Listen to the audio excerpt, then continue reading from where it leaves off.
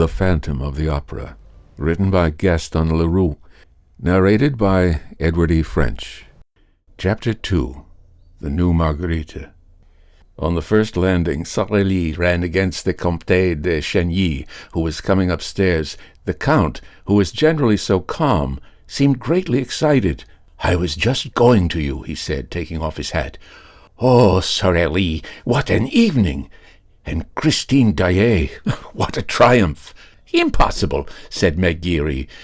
6 months ago she used to sing like a crock. But do let us get by, my dear Count," continues the brat with a saucy curtsy. "We are going to inquire after a poor man who was found hanging by the neck." Just then the acting manager came fussing past and stopped when he heard this remark. "What?" he exclaimed roughly. "Have you girls heard already? Well, please forget about it for tonight, and above all, don't let Monsieur Debienne and Monsieur Poligny hear. It would upset them too much on their last day." They all went on to the foyer of the ballet, which was already full of people. The Comte de Chagny was right. No gala performance ever equaled this one. All the great composers of the day had conducted their own works in turn.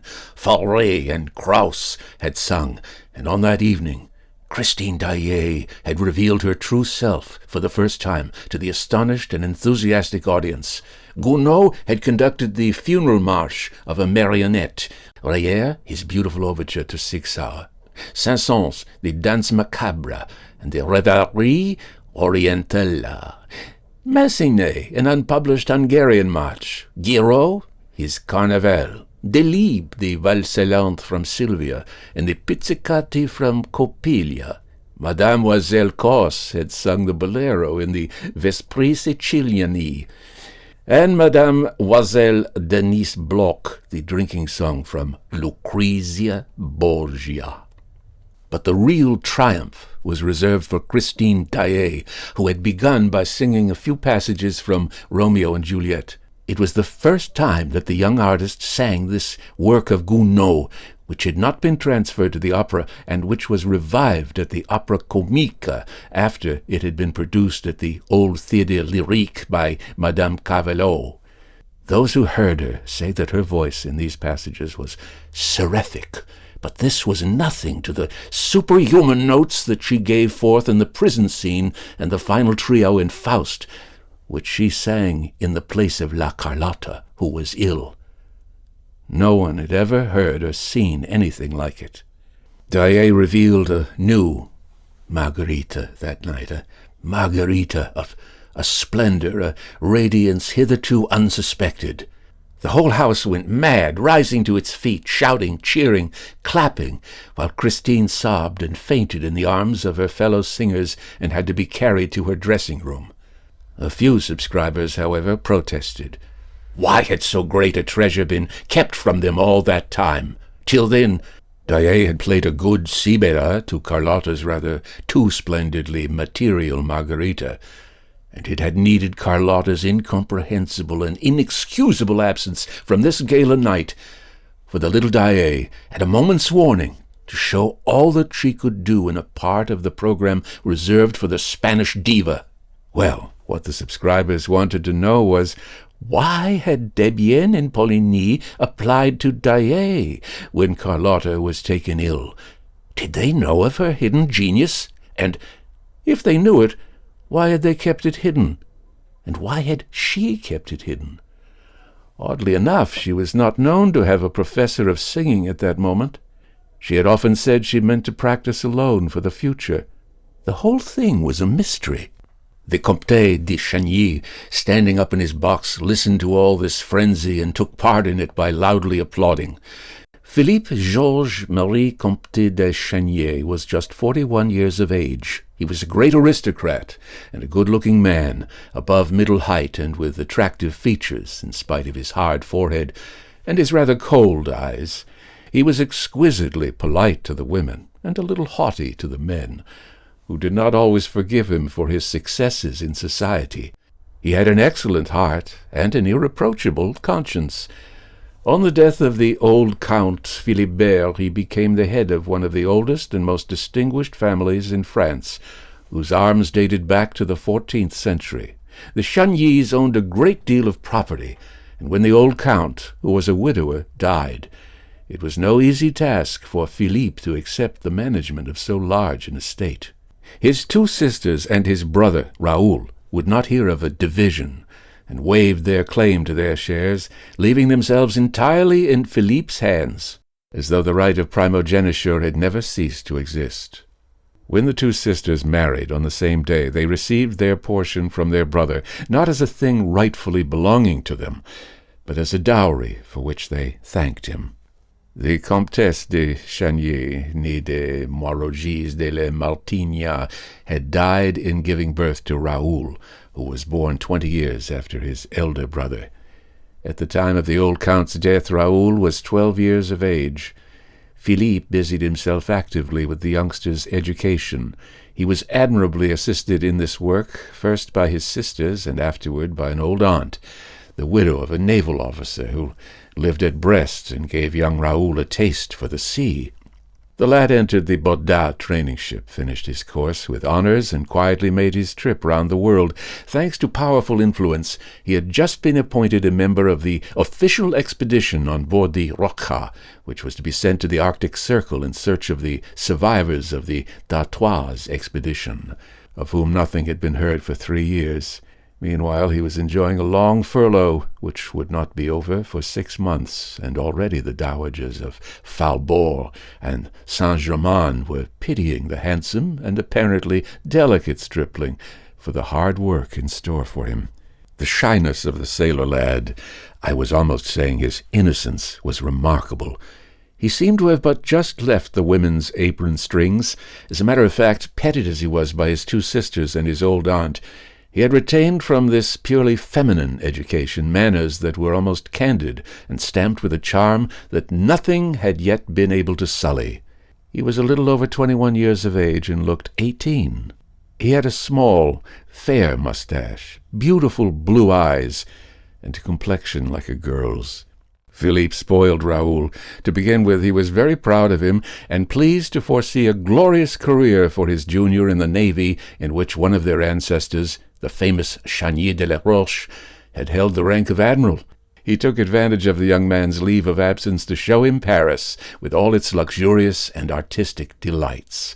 The Count considered that, at Raoul's age, it is not good to be too good. Philippe himself had a character that was very well balanced in work and pleasure alike. His demeanor was always faultless, and he was incapable of setting his brother a bad example. He took him with him wherever he went. He even introduced him to the foyer of the ballet. I know that the Count was said to be on terms with Sorelli, but it could hardly be reckoned as a crime for this nobleman, a bachelor with plenty of leisure, especially since his sisters were settled, to come and spend an hour or two after dinner in the company of a dancer who, though not so very, very witty, had the finest eyes that he had ever seen. And besides, there are places where a true Parisian, when he has the rank of the Comte de Chagny, is bound to show himself, and at that time the foyer of the ballet at the opera was one of those places. Lastly, Philippe would perhaps not have taken his brother behind the scenes of the opera if Raoul had not been the first to ask him, repeatedly renewing his request with a gentle obstinacy, which the Count remembered at a later date. On that evening, Philippe, after applauding the Daillé, turned to Raoul and saw that he was quite pale. "Don't you see," said Raoul, "that the woman is fainting?" "You look like fainting yourself," said the Count. "What's the matter?" But Raoul had recovered himself and was standing up. "Let's go and see," he said. "She never sang like that before." The Count gave his brother a curious, smiling glance and seemed quite pleased. They were soon at the door leading from the house to the stage. Numbers of subscribers were slowly making their way through. Raoul tore his gloves without knowing what he was doing, and Philippe had much too kind a heart to laugh at him for his impatience. But he now understood why Raoul was absent-minded when spoken to, and why he always tried to turn every conversation to the subject of the opera. They reached the stage and pushed through the crowd of gentlemen, scene-shifters, supers, and chorus girls, Raoul leading the way, feeling that his heart no longer belonged to him, his face set with passion, while Count Philippe followed him with difficulty and continued to smile. At the back of the stage, Raoul had to stop before the inrush of the little troop of ballet girls who blocked the passage which he was trying to enter. More than one chaffing phrase darted from little made-up lips, to which he did not reply, and at last he was able to pass, and dived into the semi-darkness of a corridor ringing with the name of Daae, Daae. The Count was surprised to find that Raoul knew the way. He had never taken him to Christine's himself, and came to the conclusion that Raoul must have gone there alone while the Count stayed talking in the foyer with Sorelli, who often asked him to wait until it was her time to go on, and sometimes handed him the little gaiters in which she ran down from her dressing-room to preserve the spotlessness of her satin dancing shoes and her flesh-colored tights. Sorelli had an excuse. She had lost her mother. Postponing his usual visit to Sorelli for a few minutes, the Count followed his brother down the passage that led to Daae's dressing-room, and saw that it had never been so crammed as on that evening, when the whole house seemed excited by her success and also by her fainting fit, for the girl had not yet come to, and the doctor of the theatre had just arrived at the moment when Raoul entered at his heels. Christine, therefore, received the first aid of the one, while opening her eyes in the arms of the other. The Count and many more remained crowding in the doorway. "Don't you think, Doctor, that those gentlemen had better clear the room?" asked Raoul coolly. "There's no breathing here." "You're quite right," said the doctor. And he sent every one away, except Raoul, and the maid, who looked at Raoul with eyes of the most undisguised astonishment. She had never seen him before, and yet dared not question him, and the doctor imagined that the young man was only acting as he did because he had the right to. The Viscount, therefore, remained in the room watching Christine as she slowly returned to life, while even the joint managers, Debienne and Poligny, who had come to offer their sympathy and congratulations, found themselves thrust into the passage among the crowd of dandies. The Comte de Chagny, who was one of those standing outside, laughed. "Oh, the rogue! The rogue!" And he added under his breath, "Those youngsters with their schoolgirl airs. So he's a Chagny after all."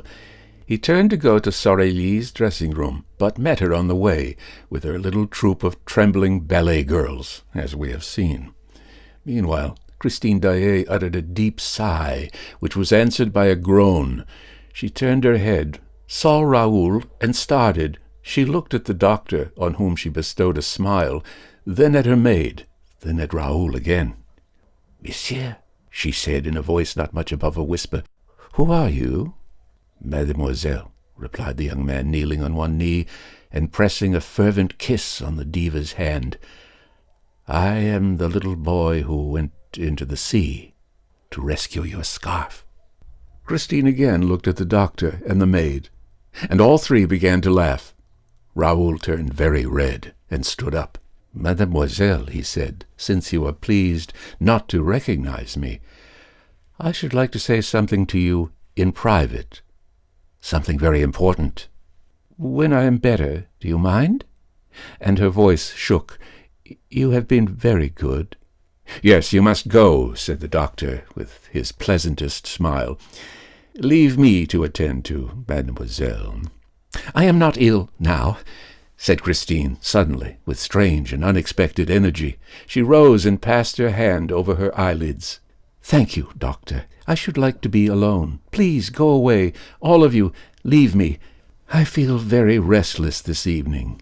The doctor tried to make a short protest, but, perceiving the girl's evident agitation, he thought the best remedy was not to thwart her, and he went away, saying to Raoul outside, "She is not herself tonight.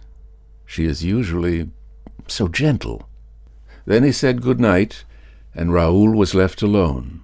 The whole of this part of the theatre was now deserted. The farewell ceremony was no doubt taking place in the foyer of the ballet. Raoul thought that Daae might go to it, and he waited in the silent solitude, even hiding in the favoring shadow of a doorway. He felt a terrible pain at his heart. and it was of this that he wanted to speak to Daae without delay. Suddenly the dressing-room door opened, and the maid came out by herself, carrying bundles. He stopped her, and asked how her mistress was. The woman laughed, and said that she was quite well, but that he must not disturb her, for she wished to be left alone, and she passed on. One idea alone filled Raoul's burning brain.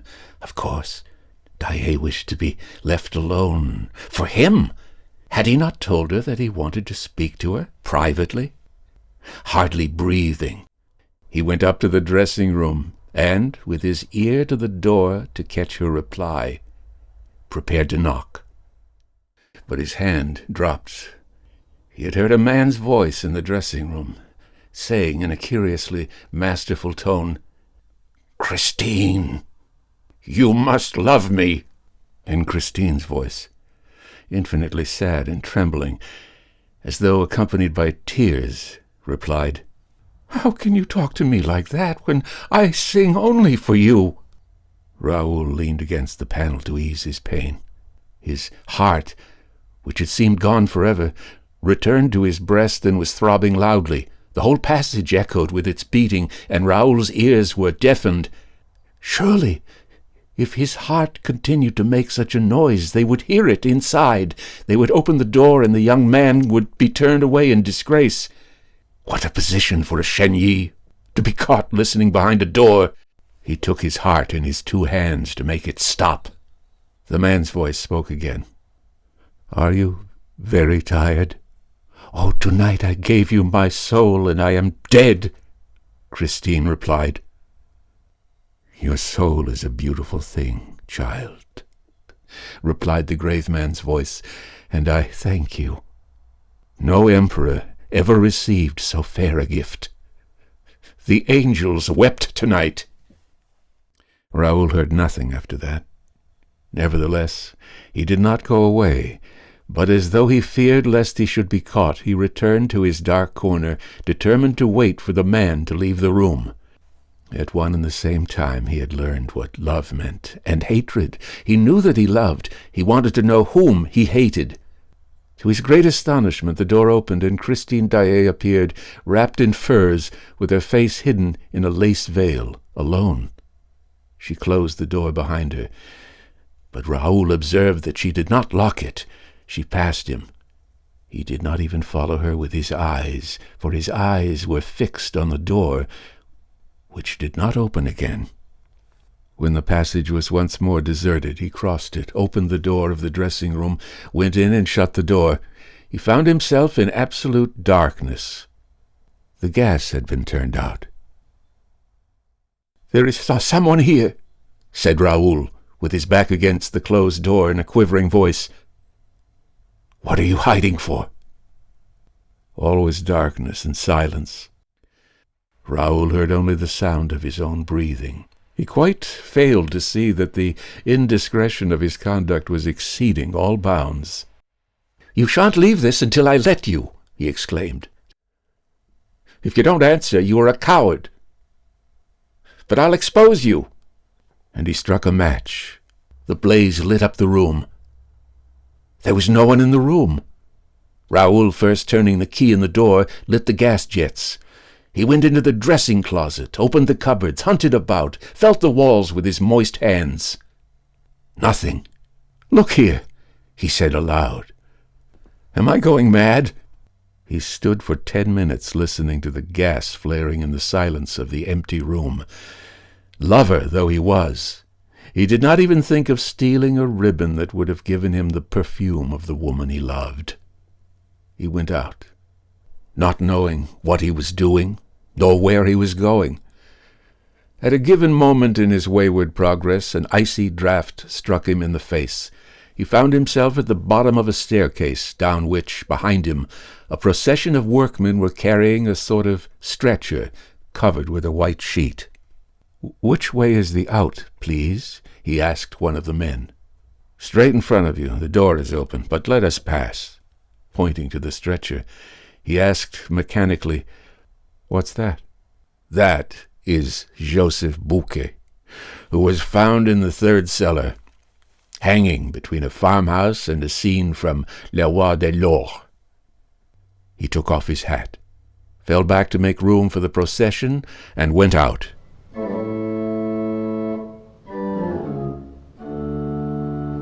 Chapter 3. The Mysterious Reason. During this time, the farewell ceremony was taking place. I have already said that this magnificent function was being given on the occasion of the retirement of Monsieur Debienne and Monsieur Poligny, who had determined to die game, as we say nowadays. They had been assisted in the realization of their ideal, though melancholy, program by all that counted in the social and artistic world of Paris. All these people met, after the performance, in the foyer of the ballet, where Sorelli waited for the arrival of the retiring managers with a glass of champagne in her hand and a little prepared speech at the tip of her tongue. Behind her, the members of the corps de ballet, young and old, discussed the events of the day in whispers or exchanged discreet signals with their friends. A noisy crowd of whom surrounded the supper tables arranged along the slanting floor. A few of the dancers had already changed into ordinary dress, but most of them wore skirts of gossamer gauze, and all had thought it the right thing to put on a special face for the occasion. All, that is, except little Jeanne, whose 15 summers, happy age, seemed already to have forgotten the ghost and the death of Joseph Bouquet. She never ceased to laugh and chatter, to hop about and play practical jokes, until Messieurs Debienne and Poligny appeared on the steps of the foyer, when she was severely called to order by the impatient Sorelli. Everybody remarked that the retiring managers looked cheerful, as is the Paris way. None will ever be a true Parisian who has not learned to wear a mask of gaiety over his sorrows, and one of sadness, boredom, or indifference over his inward joy. You know that one of your friends is in trouble. Do not try to console him. He will tell you that he is already comforted. But, should he have met with good fortune, be careful how you congratulate him. He thinks it so natural that he is surprised that you should speak of it. In Paris, our lives are one masked ball, and the foyer of the ballet is the last place in which two men so knowing as Monsieur Debienne and Monsieur Poligny would have made the mistake of betraying their grief, however genuine it might be. And they were already smiling rather too broadly upon Sorelli, who had begun to recite her speech, when an exclamation from that little madcap of a Jeanne broke the smile of the managers so brutally that the expression of distress and dismay that lay beneath it became apparent to all eyes. "The opera ghost!" Jeanne yelled these words in a tone of unspeakable terror, and her finger pointed among the crowd of dandies to a face so pallid, so lugubrious, and so ugly, with two such deep black cavities under the straddling eyebrows, that the death's head in question immediately scored a huge success. The opera ghost? The opera ghost! Everybody laughed and pushed his neighbor and wanted to offer the opera ghost a drink. But he was gone. He had slipped through the crowd, and the others vainly hunted for him, while two old gentlemen tried to calm little Jeanne, and while little Guilly stood screaming like a peacock. Sorelli was furious. She had not been able to finish her speech. The managers had kissed her, thanked her, and run away as fast as the ghost himself. No one was surprised at this, for it was known that they were to go through the same ceremony on the floor above, in the foyer of the singers, and that finally they were themselves to receive their personal friends, for the last time, in the great lobby outside the manager's office, where a regular supper would be served. Here they found the new managers, Monsieur Armand Chamin and Monsieur Firmin Richard, whom they hardly knew. Nevertheless, they were lavish in protestations of friendship and received 1,000 flattering compliments in reply, so that those of the guests who had feared that they had a rather tedious evening in store for them at once put on brighter faces. The supper was almost gay, and a particularly clever speech of the representative of the government, mingling the glories of the past with the successes of the future, caused the greatest cordiality to prevail. The retiring managers had already handed over to their successors the 2 tiny master keys which opened all the doors, thousands of doors, of the opera house, and those little keys, the object of general curiosity, were being passed from hand to hand, when the attention of some of the guests was diverted by their discovery, at the end of the table, of that strange, wan, and fantastic face with the hollow eyes, which had already appeared in the foyer of the ballet and been greeted by little Jean's exclamation, "There sat the ghost," as natural as could be, except that he neither ate nor drank. Those who began by looking at him with a smile ended by turning away their heads, for the sight of him at once provoked the most funereal thoughts. No one repeated the joke of the foyer. No one exclaimed, "There's the opera ghost!" He himself did not speak a word, and his very neighbors could not have stated at what precise moment he had sat down between them. But everyone felt that if the dead did ever come and sit at the table of the living, they could not cut a more ghastly figure. The friends of Firmin Richard and Armand Moncharmin thought that this lean and skinny guest was an acquaintance of Debienne's or Poligny's, while Debienne's and Poligny's friends believed that the cadaverous individual belonged to Firmin Richard and Armand Moncharmin's party. The result was that no request was made for an explanation, no unpleasant remark, no joke in bad taste, which might have offended this visitor from the tomb. A few of those present who knew the story of the ghost and the description of him given by the chief scene-shifter, they did not know of Joseph Bouquet's death, thought in their own minds that the man at the end of the table might easily have passed for him, and yet, according to the story, the ghost had no nose, and the person in question had. But Monsieur Moncharmin declares in his memoirs that the guest's nose was transparent. Long, thin, and transparent are the exact words. I, for my part, will add that this might very well apply to a false nose. Monsieur Moncharmin may have taken for transparency what was only skinniness. Everybody knows that orthopedic science provides beautiful false noses for those who have lost their noses naturally or as the result of an operation. Did the ghost really take a seat at the manager's supper table that night, uninvited? And can we be sure that the figure was that of the opera ghost himself? Who would venture to assert as much? I mention the incident not because I wish for a second to make the reader believe, or even try to make him believe, that the ghost was capable of such a sublime piece of impudence, but because, after all, the thing is impossible. Monsieur Armand Moncharmin, in Chapter 11 of his memoirs, says, "When I think of this first evening, I cannot separate the secret confided to us by Messieurs Debienne and Poligny in their office from the presence at our supper of that ghostly person whom none of us knew. What happened was this. Messieurs Debienne and Poligny, sitting at the center of the table, had not seen the man with the death's head. Suddenly he began to speak. 'Yes,' replied the man, or the shadow of a man, quietly. 'He was found this evening, hanging in the third cellar, between a farmhouse and a scene from Roi de l'Or.' The two managers, or rather ex-managers, at once rose and stared strangely at the speaker. They were more excited than they need have been, that is to say, more excited than anyone need to be by the announcement of the suicide of a chief scene-shifter. They looked at each other. They had both turned whiter than the tablecloth. At last Debienne made a sign to Messieurs Richard and Moncharmin. Poligny muttered a few words of excuse to the guests, and all four went into the manager's office. I leave Monsieur Moncharmin to complete the story. In his memoirs, he says, "Messieurs Debienne and Poligny seemed to grow more and more excited, and they appeared to have something very difficult to tell us. First, they asked us if we knew the man, sitting at the end of the table, who had told them of the death of Joseph Bouquet, and, when we answered in the negative, they looked still more concerned.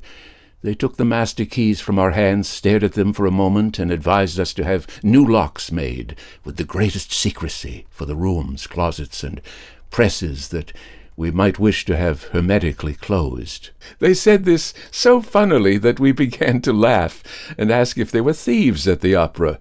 They replied that there was something worse, which was the ghost. We began to laugh again, feeling sure that they were indulging in some joke that was intended to crown our little entertainment. Then, at their request, we became serious, resolving to humor them and to enter into the spirit of the game. They told us that they never would have spoken to us of the ghost if they had not received formal orders from the ghost himself to ask us to be pleasant to him and to grant any request that he might make. However, in their relief at leaving a domain where that tyrannical shade held sway, they had hesitated until the last moment to tell us this curious story, which our skeptical minds were certainly not prepared to entertain. But the announcement of the death of Joseph Bouquet had served them a brutal reminder that whenever they had disregarded the ghost's wishes, some fantastic or disastrous event had brought them to a sense of their dependence. During these unexpected utterances, made in a tone of the most secret and important confidence, I looked at Richard.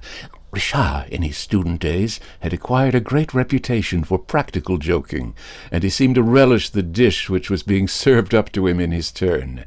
He did not miss a morsel of it, though the seasoning was a little gruesome because of the death of Bouquet. He nodded his head sadly while the others spoke, and his features assumed the air of a man who bitterly regretted having taken over the opera, now that he knew there was a ghost mixed up in the business. I could think of nothing better than to give him a servile imitation of this attitude of despair. However, in spite of all our efforts, we could not, at the finish, help bursting out laughing in the faces of Messieurs Desbiens and Poligny, who, seeing us pass straight from the gloomiest state of mind to one of the most insolent merriment, acted as though they thought we had gone mad. The joke became a little tedious, and Richard asked half seriously and half in jest, "But after all, what does this ghost of yours want?" Monsieur Poligny went to his desk and returned with a copy of the memorandum book. The memorandum book begins with the well-known words saying that the management of the opera shall give to the performance of the National Academy of Music the splendor that becomes the first lyric stage in France, and ends with Clause 98, which says that the privilege can be withdrawn if the manager infringes the conditions stipulated in the memorandum book. This is followed by the conditions, which are 4 in number. The copy produced by Monsieur Poligny was written in black ink, and exactly similar to that in our possession, except that at the end it contained a paragraph in red ink, and a queer, labored handwriting, as though it had been produced by dipping the heads of matches into the ink. The writing of a child that has never got beyond the downstrokes and has not learned to join its letters. This paragraph ran, word for word, as follows: 5, or the manager, in any month, delay for more than a fortnight the payment of the allowance which he shall make to the opera ghost, an allowance of 20,000 francs a month, say 240,000 francs a year. Monsieur Poligny pointed with a hesitating finger to this last clause, which we certainly did not expect. "Is this all? Does he not want anything else?" asked Richard with the greatest coolness. "Yes, he does," replied Poligny, and he turned over the pages of the memorandum book until he came to the clause specifying the days on which certain private boxes were to be reserved for the free use of the President of the Republic, the ministers, and so on. At the end of this clause, a line had been added, also in red ink: "Box 5 of the grand tier shall be placed at the disposal of the opera ghost for every performance." When we saw this, there was nothing else for us to do but rise from our chairs, shake our 2 predecessors warmly by the hand, and congratulate them on thinking of this charming little joke, which proved that the old French sense of humor was never likely to become extinct. Richard added that he now understood why Messieurs Debienne and Poligny were retiring from the management of the National Academy of Music. Business was impossible with so unreasonable a ghost. Certainly 240,000 francs are not to be picked up for the asking, said Monsieur Poligny without moving a muscle of his face. And have you considered what the loss over Box 5 meant to us? We did not sell it at once, and not only that, but we had to return the subscription. Why, it's awful! We really can't work to keep ghosts. We prefer to go away. Yes, echoed Monsieur Debienne, we prefer to go away. Let us go. And he stood up. Richard said, but after all, it seems to me that you were much too kind to the ghost. If I had such a troublesome ghost as that, I should not hesitate to have him arrested. But how? Where? They cried in chorus. We have never seen him. But when he comes to this box, we have never seen him in his box. Then sell it. Sell the opera ghost's box? Well, gentlemen, try it. Thereupon we all four left the office. Richard and I had never laughed so much in our lives.